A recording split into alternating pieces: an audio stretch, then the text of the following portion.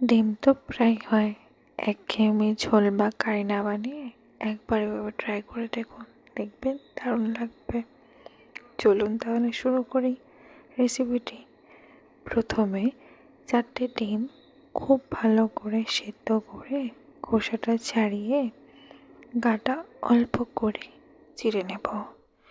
এবার কড়াইয়ে সামান্য তেল দিয়ে ডিমগুলো নুন হলুদ দিয়ে ভেজে তুলব।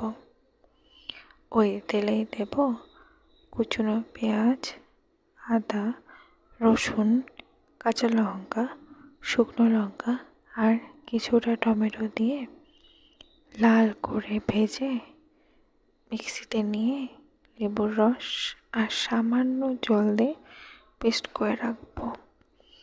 ওই কড়াতেই আর একটু তেল দিয়ে ফোড়নে দেব শুকনো লঙ্কা, গোটা গরম মশলা আর তেজপাতা। এবার কুচনো পেঁয়াজ দিয়ে বাদামি করে ভাজবো। এখন বাটা মশলা, নুন, হলুদ, লঙ্কার গুঁড়ো, জিরের গুঁড়ো আর সামান্য চিনি দিয়ে কষবো। মশলা কষে তেল ছাড়লে ডিমগুলো নুন দিয়ে